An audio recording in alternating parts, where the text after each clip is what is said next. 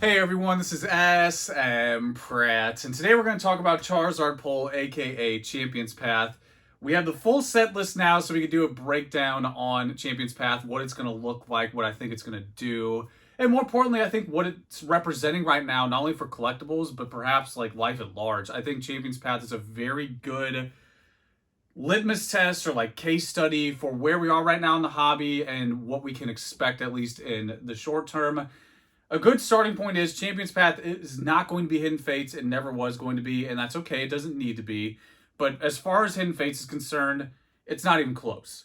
A good way to illustrate this is if you took Charizard out of Champion's Path, what are you left with? It's kind of like the Travis Scott burger. Everyone's talking about this burger, a lot of hype behind it, but you take the bacon away, what are we talking about here? It's just a normal burger. So at the end of the day, that's what Champion's Path is. Outside of Charizard, there's not really much going on. You don't hear many people talk about anything else. Or if you take the Charizard out of Hidden Fates, you still have a home run set. You have a great selection of Shiny Umbreon, Mewtwo, the half-art shinies, pick your poison. There's a lot of cards in there that Hidden Fates is just fully loaded, where Champion's Path is really pretty much just about Charizard, which is why its nickname is Charizard Pull. You see what I did with the CP? This is highbrow, super big brain stuff here. So yeah, the fundamentals really aren't there compared to Hidden Fates. And a lot of people are saying that, there's a lot of hype here more than fundamentals. And in general, I would agree. Kind of like the Travis Scott burger. You just throw some bacon on there, gave it a name, a lot of hype more than fundamentals. I agree. However, I think there's a bigger picture here to focus on with Champion's Path. And we need to talk about the demand side of what's going on right now in the hobby. Not just the fundamentals of the set itself, but the demand for that item, for that product. Right now, in general, in 2020, as I'm making this video, there's not enough supply to meet the demand.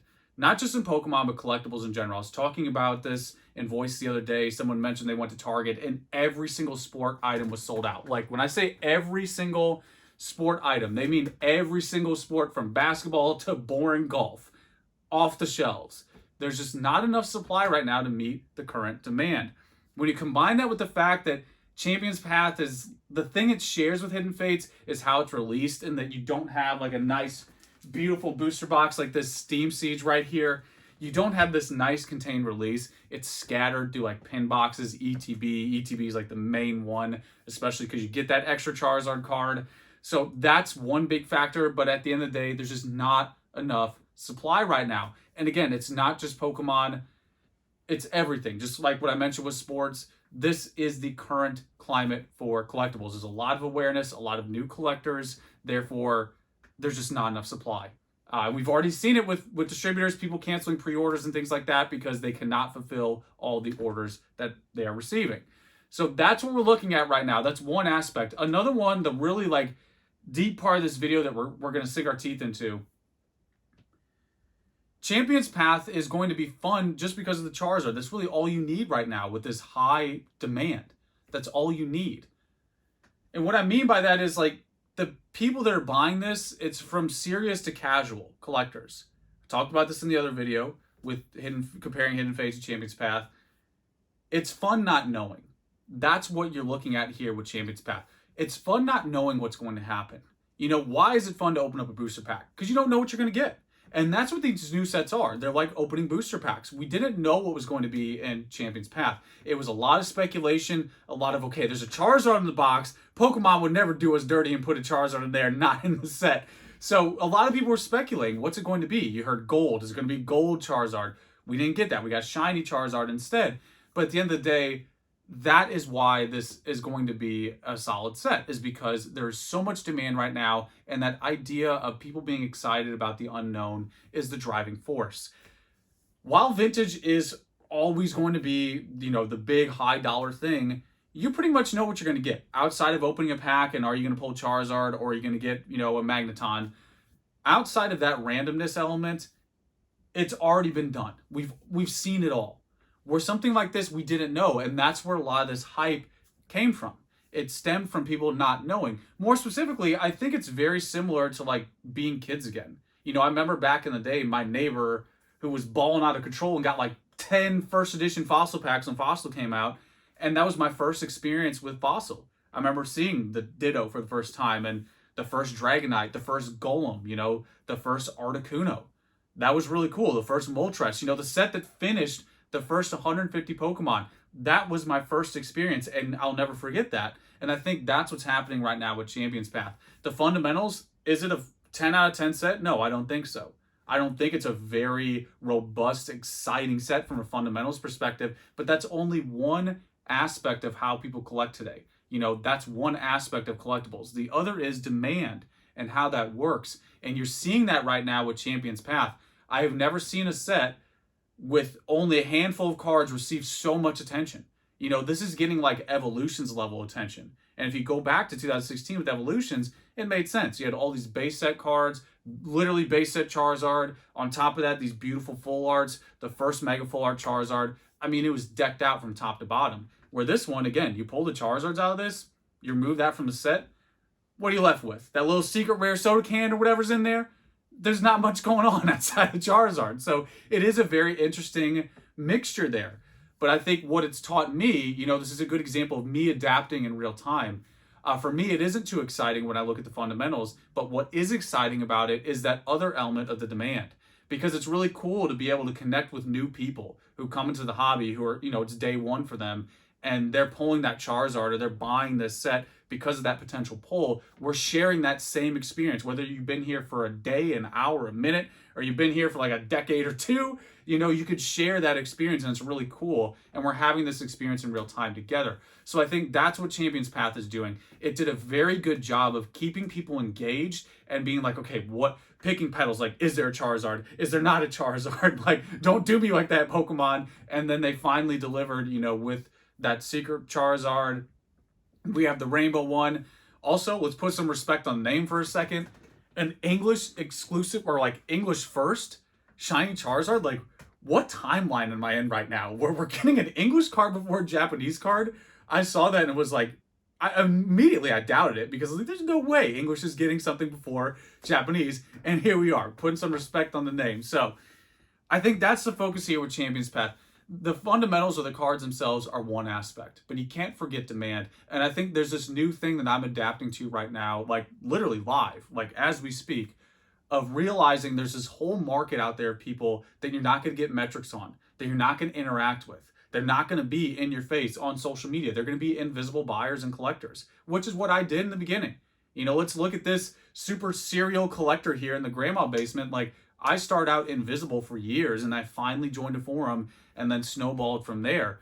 So I think that's what's really cool, is that those people can connect with pretty much anybody now, because we have this shared experience. And again, it's not trying to like do a modern versus vintage, like modern's better somehow, or vintage is worse. It's just something that vintage can't offer today because it offered it years ago. Vintage already did this. Like I said with Fossil, I had that experience back in the day with Fossil. And was Fossil as good as base? No, I don't think it is. Prices would agree with that, especially first edition. Like, first edition Fossil will never be first edition base. But at the end of the day, I still had that experience. So maybe there was a cynical naysayer back then who's like, oh, Fossil's just a bunch of hype. It's not as rare. It doesn't have the fundamentals. But at the end of the day, I was that kid, in that demand. And we all were, who were in that moment, talking about, oh, did you see that? We got a Dragonite finally, the Rainbow Dragonite. Did you see that? That's how it works. That I see a lot of that right now with Champions Path. Again, paint me the most cynical picture, and I'd probably agree with you on the fundamentals. You take out Charizards, you're not left with much. But that's okay, because it goes beyond that.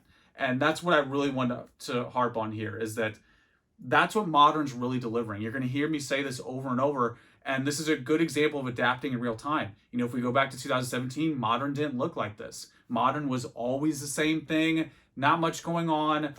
Even look at the sets that were a bit above the others. What was it like? Burning Shadows, you had a Charizard in there. It was difficult to obtain. It is difficult to grade. That's why it didn't have the pitfall that a lot of those cards did at the time. It stayed pretty consistent, and now it's more expensive because it is hard to find. Again, it is hard to grade. You throw that in there with the mixture of pull rates. From what I've seen so far, it's still early days of pull rates for Champions Path. It doesn't look like it's going to be a regular hollow pull, something like that.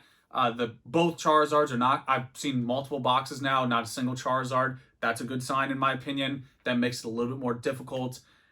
The only undetermined variable is, will Pokemon do a phase 2, 3, 4, 5, 6? Who knows how many prints they'll do of it?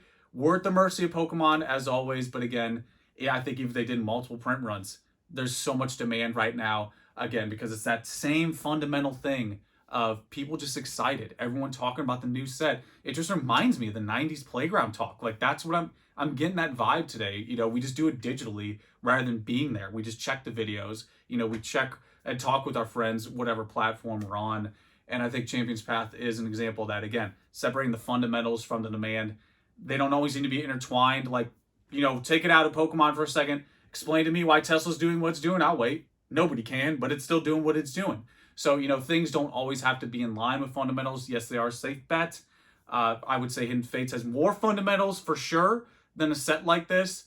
But again, if you can't give me enough supply of this to meet the demand, there's nothing you can do. And I don't think I'm not as cynical. I'm more optimistic because I see more parallels of the demand here compared to like me when I was opening Fossil or a lot of the vintage stuff, back in the day when that was new. I remember like seeing the gym set, seeing my first experience with those Japanese promos back then, my first Ancient Mew, first Southern Island. I remember those experiences. It was really cool not knowing and then knowing. It's a very like just natural experience that, we're all sharing here with Champions Path. So yeah, the TLDR is, I think the fundamentals aren't super strong. It's all about the Charizard, very similar to Burning Shadows, but that's enough.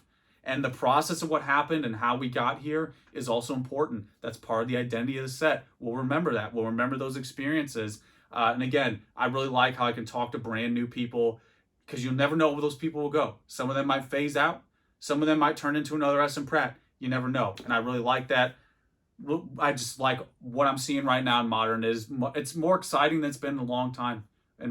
We might even, dare I say, we might even be in the golden age of Modern right now because it is simply just an exciting time. We cannot get enough supply to meet demand. So many people are getting cancel orders, their orders halved, cutting fourths because they cannot just deliver it to the demand out there. So there it is.